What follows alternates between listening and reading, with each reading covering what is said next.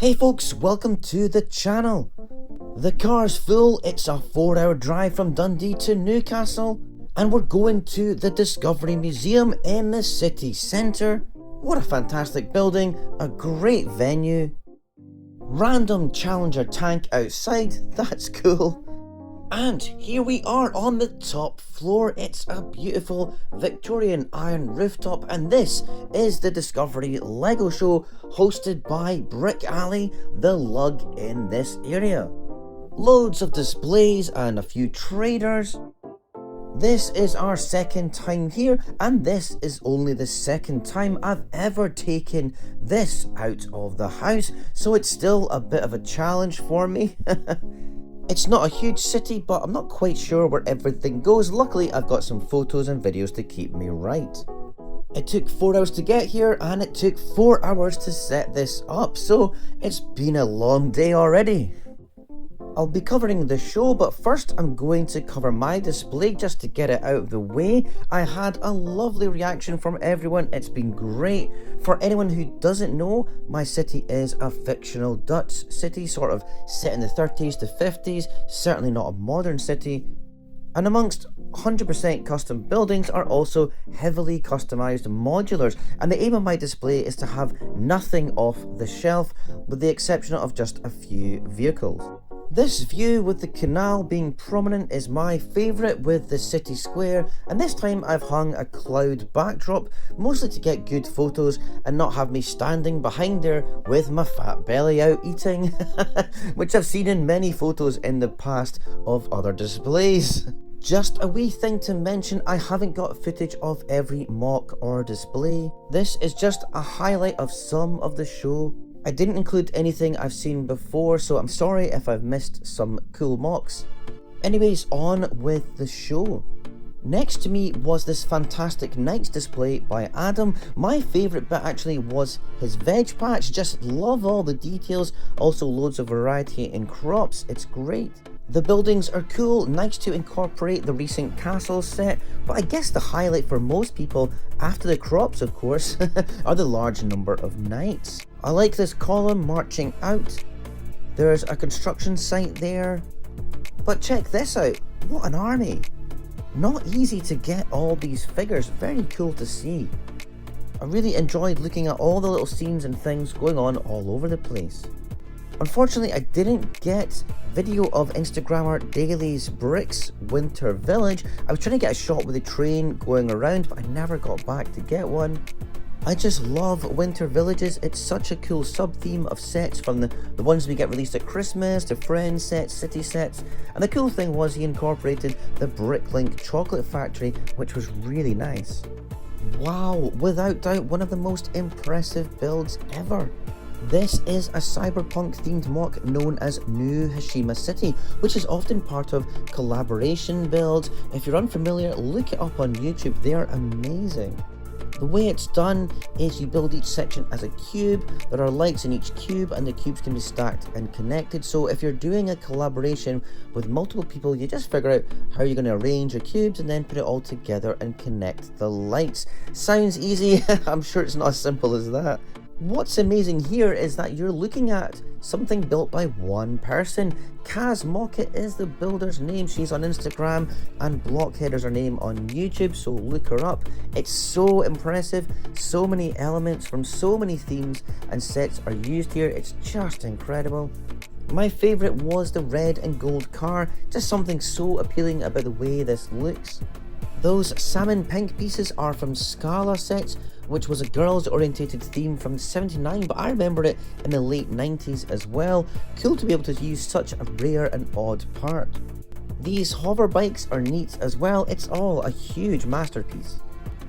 Now this is cool, a bit of bonkers crossover with a unicorn knight on dinosaurs. It's like a wee bit like the 80s toy Dino Riders, absolutely brilliant. I love this castle too. I've seen a version of it before, but this year's a wee bit different, and all those Chima figures, wow, that's cool. I think this is the kind of thing everyone who either owns or aspires to own the sail barge would like to do. Create a proper scene from Return of the Jedi, the Sarlacc pit below, and not the special edition version of it. The desert skiffs with Luke and Han, the other one over here. What a fantastic way to display such an awesome UCS set. Semi-attached is another great Tatooine scene, and this is just lovely. I love that super shiny 3PO, the broken red droid, the farmstead, all the Jawas and their prospective droids for sale, and of course this amazing sandcrawler. Again, a great way to display such an awesome vehicle. Absolutely love it. Now, what a neat idea. This temple is so nicely built. They did an excellent job. It's not as easy to build as you think. And that kind of Chichen Itza style from Central America, it's cool. And wow, look at the foliage. It's a beautiful build. I really enjoy just looking at this and taking it in. It's a really clever way to expand on the native theme from the 90s. The canoes are cool, but the best thing is the figures themselves. They're not easy to come across in top condition, especially the women. They're really hard to come by. This is magnificent. The water is lush. To top it all off, they've done a pirate island as well, and it showcases part of an old school pirate set from the 90s. You can really appreciate the set, but what they've done to expand upon it and add so much of the island and its surroundings and the water, it's really, really nice. It looks like it could have been made for the Lego brochure from the 90s. It's great.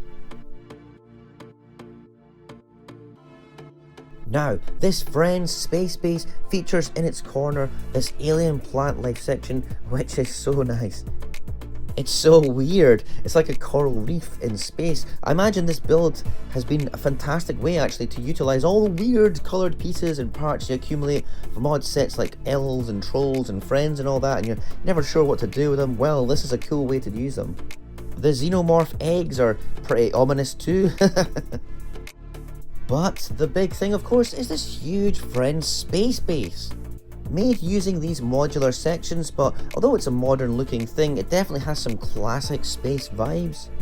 I just want to point out as well that this is not cheap. These sets are really expensive for what they are, so this is a serious commitment in finances to do this. So hats off to the builder for really committing to the build.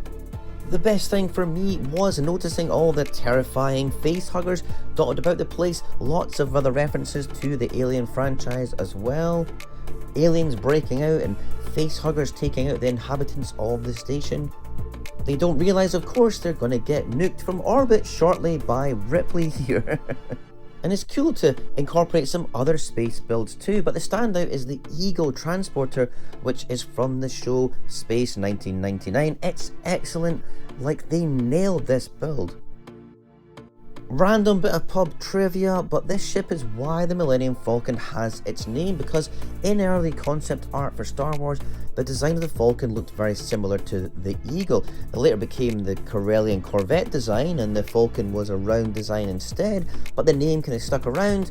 The Eagle 1999 as Millennium Falcon was like an alternate name for this. Anyway, the base is great. The folks involved with the train's lug group have a nice display with a wide variety of trains running. The station is the standout feature though. I really like what they've done.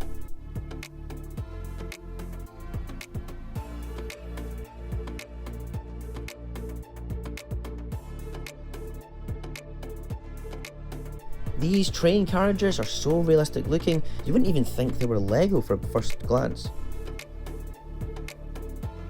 The locomotive here is stunning.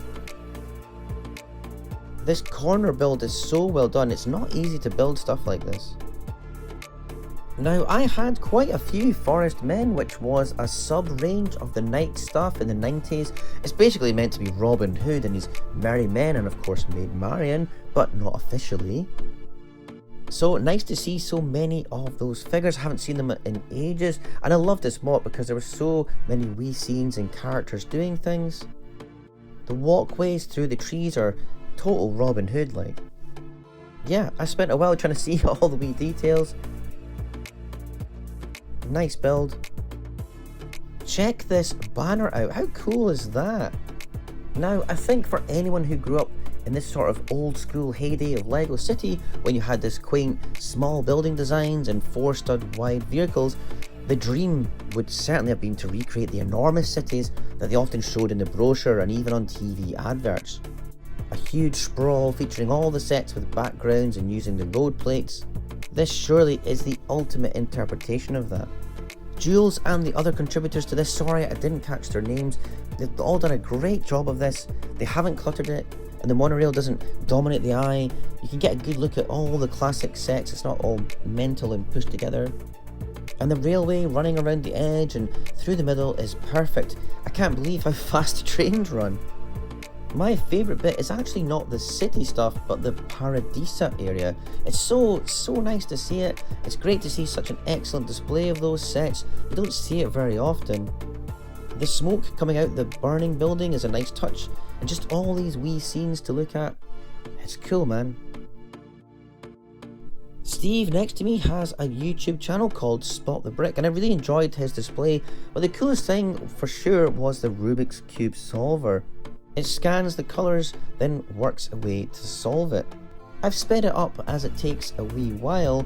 My kids can solve Rubik's Cubes, but I certainly can't, so watching a Lego machine doing it was really annoying, even more annoying than when my kids do it. I feel so stupid. This is the Mushroom Hill, and there's tons going on here. Across the way though is the Acorn Hill, and all these cute wee acorn characters. It's just something a bit quirky and fun about this. It's so inventive and it's so Lego, it's just, and the colours is great.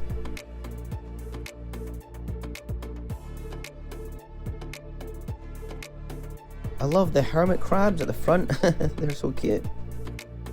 Nice. Check this out, the logo in the back is ace, but the whole thing is amazing. So many funny scenes, the Darth Vader Death Star canteen, Eddie Izzard routine is brilliant. I wonder if there's a Mr. Stevens head of catering around there somewhere.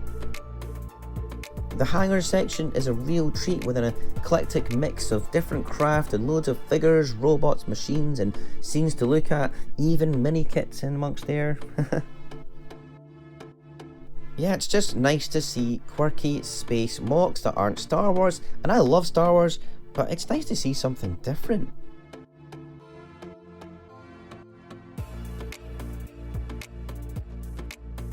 Speaking of something different, you can't get more bonkers and different than this.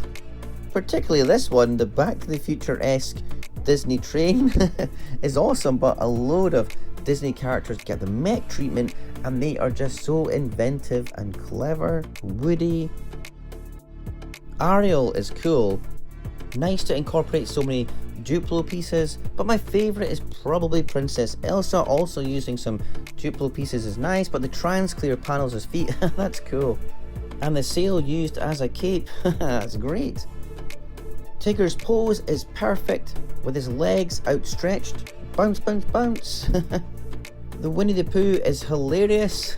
I mean, that's so good. One of the highlights of the show for me was being awarded Best Mock by the Unbricked YouTube channel.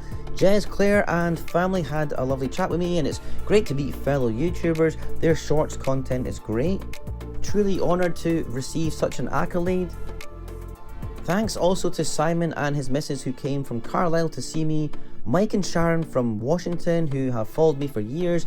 It was great to meet you. Thanks to everyone who stopped to chat just in general. Also Tartan Lug members from Scotland who said hello. You know, the Lego community is so nice.